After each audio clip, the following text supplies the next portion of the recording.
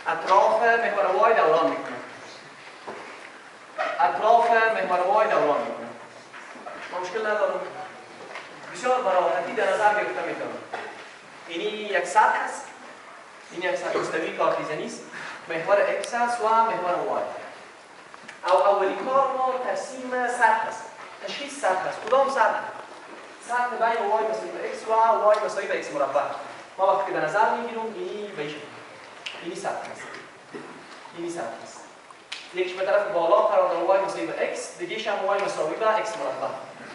y مساوی است به x. این تابع بالایی است. این هم تابع چی میشه؟ پایانی. این سطح ما اطراف محور y دوران میکنه. اطراف محور y دوران میکنه. بین در نظر بگیریم دورانش. وقتی میگه در نظر میگیرم، یا وقتی ما در نظر میگیرم، اینجا در نظر میگیرم که جای بر ما باقی میمونه محور x هم محور y. این سطح ماست. این سطح ماست. این سطح ماست. شاگردا از ما خواسته شده که حجم جسم به دست آمده با استفاده از روش سلندریکال شیل محاسبه بکنید. در روش سلندریکال شیل شما کل سطح را دوران نمیدید. یک تا مستطیل به طور نمونه دوران کنید. سطح داده شده را به مستطیل‌های کوچک تقسیم میکنیم. به مستطیل‌های کوچک، این یک مستطیل کوچک. به مستطیل‌های کوچک تقسیم میکنیم بشه. این یک تا مستطیل اطراف محور که گفته شده دوران میکنه. شما این مستطیل وقتی که دوران بدید نه به این قسمت مشخصا اینجا قرار میگیره. اینجا نه قرار میگیره. مستطیل اینجا قرار میگیره. یک تا سطح داده شده را با مستطیل‌های کوچک تقسیم میکنیم. یک تا مستطیل به طور نمونه دوران میکنیم. دوران که داره سلندریکال شیل تشکیل میکنیم. ما وقتی که سلندریکال شیل تشکیل بدم بهش سلندریکال شیل ما یا قشر استوانه‌ای ما دوست. این قسمت بیرونیش است. مستطیل استوانه خارجی. این هم استوانه داخلی است. استوانه داخلی است. استوانه خارجی و استوانه داخلی میشه. دقت کنید چند چیز مهمه. شما وقتی که این قشر استوانه‌ای است. قشر استوانه‌ای یا سلندریکال شیل حجمش در نظر میگیریم میگن حجم از این 2 پای آر ضرب ارتفاع ضرب تکنس. آنچه که مهمه تشخیص شعاع، تشخیص تکنس و ارتفاع. شما تکنس وقتی که میبینید دی آر تان به اینجا در حقیقت موازی به کدام محور؟ موازی به محور x. دی آر ما دی x دقیقاً. یعنی چیز دی x. دی آر ما دی x. تکنس ما موازی به محور x. ممکن موازی به محور x نباشه. اینجا مشخصاً است. قسمت بعدی تشخیص شعاع ماست. آر وقتی ما در نظر میگیریم آر شاگردان. میگم فاصله مستطیلی که دوران میکنه نظر به محور دوران. این فاصله مستطیلی که دوران میکنه نظر به محور دوران. این فاصله است. این فاصله به شکل فاصله چیست؟ افقی. فاصله افقی نامش چه میمونه؟ x. مرکز دوران ما محور y. قسمت بعدی تشخیص ارتفاع. شما رو دقت بکنید ارتفاع با این چیز است. بین دو تابع قرار دارد. ارتفاعی که بین دو تابع قرار دارد. شما بگین که چه بگین خب بین دو تابعی چطور تشخیص میدی؟ تو بگو دختر شما تو بگو بچه میری بگو میخواد تشخیص میدی تابعی بالایی من تابعی پایانی تابعی بالایی x من تابعی پایانی x مربع این ارتفاعی که بین دو تابعی قرار داره x من x مربع من شیش میکنم ارتفاعی ما x من x مربع است من باقی در نظر بگیم دو پای عوض r ما شای ما x ایشون محیط این محیط قاعده است دو پای r محیط قاعده محیط قاعده h ما ارتفاعش بوده باشه ارتفاعی ما است x منفی x مربع دی آر ما هست به اندازه دی x به اندازه دی x این در اینی برای من حجم یک تا سلندریکال شیل میده فکرتان باشه اینجا ما به نهایت سلندریکال شیل داریم چرا؟ در این سطح به نهایت مستطیل هاست وقتی ارقام دوران میکنه به نهایت سلندریکال شیل تشکیل میده دقت کردید؟ ما انتگرال میگیرم در این محور x شما در نظر بگیرید محور x از صفر تا چند یک از کجا میگم شما هرگز با هم چه قرار میدید مساوی x مساوی است بر x مربع یک قیمت x ما صفر و یک قیمت x ما چند یک ما این وقتی که ادامه میدیم میگم از صفر تا به یک حجم عمومی رو میده حجم جسم تشکیل شده ما این وقتی ادامه میدیم ولیو ما مساوی است این ضرب میکنه در نهایت آسمانی که چند جواب شد شاید نشه دقیقاً چیزی بود که ما در گذشته ها محاسبه میکردیم مثال زیون داریم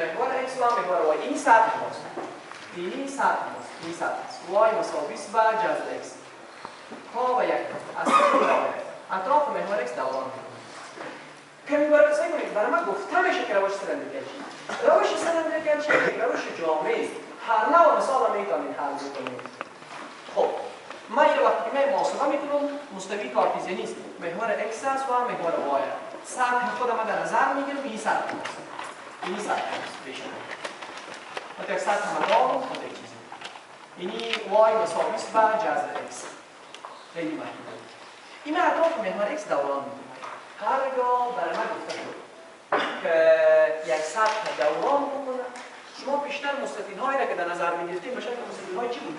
عمودی و در اساس روش سلندریکال شیل سطح داده شده و مستطیل های کوچک در سطح داده شده یک تا مستطیل به شکل نمونه‌ای در نظر میگیریم شما اینجا اگر مستطیل ها به شکل عمودی در نظر بگیرید اینطوری مستطیل در نظر بگیرید نتیجه نمیده یا جنجال زیاد میشه اینجا مستطیل ها به شکل افقی در نظر میگیریم مستطیل ها را به شکل افقی در نظر میگیریم مستطیل ها را به شکل افقی اینی مستطیل اطراف محور x دوران میتین وقتی که دور میتین تا یک مستطیل تشکیل میشه سلندریکال شیل داره تشکیل میده اینی در حقیقت قسمت های بیرونیش مستطیل استوانه خارجی تشکیل میده براتون اما دوست این قسمت های خارجیش مستطیل استوانه خارجی نه استوانه خارجی نه این ارتفاع از لای داخلی استوانه داخلی رو برام تشکیل میده استوانه داخلی بشه استوانه داخلی سلندریکال شیل تشکیل شد شاگردان یک چیز خیلی مهمه این یک جمله من بارها تکرار میکنم وقتی که شما یک تابعی رو در نظر میگیرید یک تابعی بر شکل که باشه این یک تابعی است y مساوی است بر جذر x یک تابعی است هر نقطه‌ای که اینجا در نظر میگیریم در روی تابع، هر نقطه‌ای که در نظر میگیریم فاصله از این تا به محور ما، این فاصله افقی است، x. اما تو بگیم ما فرض میکنیم این فاصله اینجا x ما قیمت چی است؟ تا به اینجا قیمت x ما یک است. اینی شما وقتی در نظر میگیرید اینی فاصله. کل فاصله ما قیمت x ما چند بود؟ یک بود. اینی فاصله ما چند است؟ وقتی این فاصله تعیین میکنم میگم یک منفی x قیمت x در تابع. خب من مشکل ندارم. برای ما وقتی که سلندریکال شیل رو تشکیل دادم آنچه مهمه میگیم سلندریکال شیل حجم از این وقتی محاسبه میکنیم 2 پای آر این محیط قاعده است، محیط قاعده و ارتفاع از این تکنس از این. ما وقتی میبینیم شعاع از این تکنس وقتی میبینیم دی آر ما موازی با کدام محور؟ دی آر ما موازی با محور وای دی وای شعاع رو وقتی در نظر میبینیم شعاع آر ما فاصله مستطیل از محور دوران اینی فاصله به شکل چی هستی فاصله به شکل عمودی میگیم وای. اینجا فاصله ما بین دو تابع بود به اون خاطر گفتیم تابع بالایی منفی تابع پایینی که از پیش ما گرد نخورد شعاع ما به اندازه وای. دیگه چیزی که من باید پیدا کنم ارتفاع است. اینی ارتفاع است h شعاع شما دقت بکنید این یک نقطه تابع است. فاصله از این نقطه تا به محور وای این دقت فاصله بدم چی داره؟ کل فاصله چند واحده؟ اصلا کل فاصله یک واحد اینی فاصله x وقتی اینی فاصله را به دست میارم کل فاصله منفی از یک منفی دلیل دانسته؟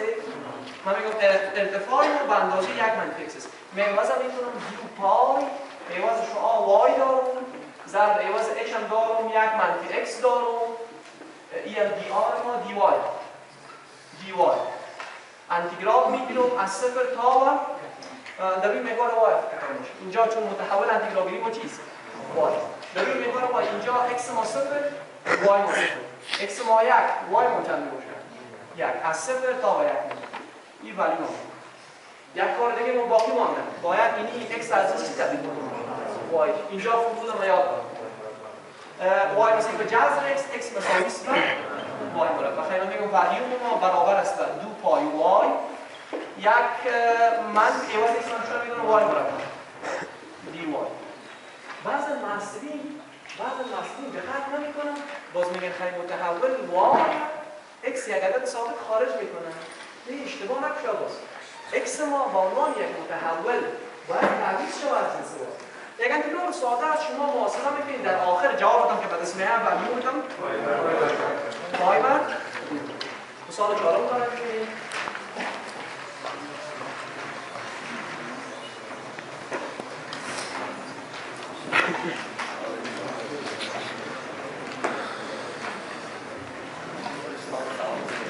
در مثال 4 یک سطح طبقه داده شده از ما خواسته شده که وقتی سطح اطراف محور دوران بکنه حجم جسم برسه ما مشکل ندارم سطح خود در نظر میگیریم وای مثل x منفی x مربع این یک سطح است این یک سطح است مستوی کارتیزیانی است محور x است و محور y خود یک سطح هم دارم دقت شما خود یک سطح هم دارم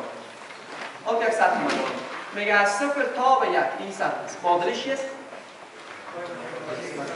y مساوی است y مساوی است x منفی x مربع این تابع است. اطراف این نقطه یک برای ما گفته شده که اطراف محور دوران ما اینجا فرق میکنه محور x محور دوران ما یک چیز دیگه است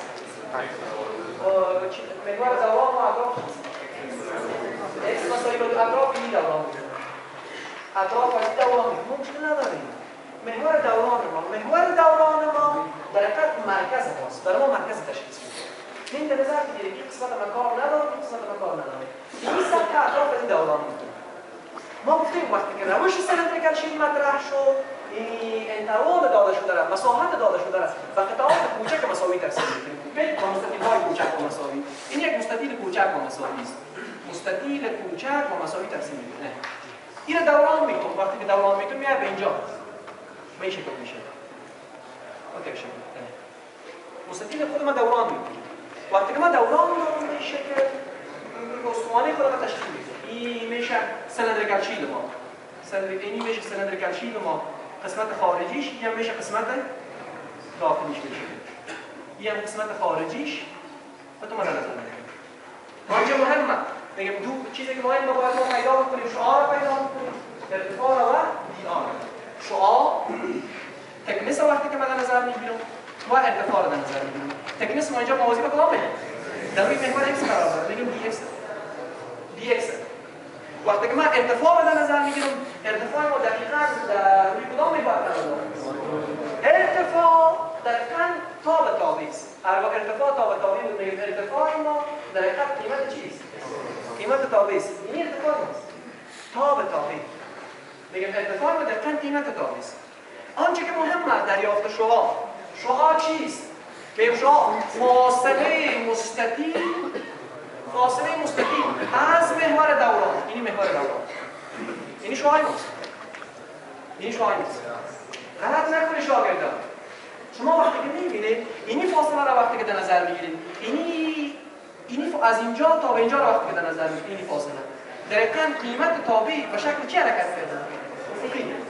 هرگاه تابع یک نقطه تابع فاصله یک نقطه تابع تا به محور وای به شکل افقی نام چه می‌مونه؟ x. اینیش باز وای است. اینیش باز وای است که شما نامش f x می‌گیرید. x و y می‌گید. شما وقتی که کل از این فاصله دو واحده. کل فاصله دو واحد. دو منفی x وقتی که میگیرین چی رو براتون میگه؟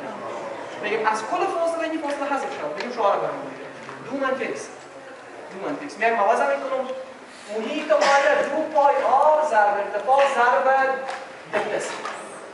2 پای شعاع ما 2 منفی x ارتفاع ما تابع است. تابع رو بخونیم چی یاد داریم؟ x منفی x مربع.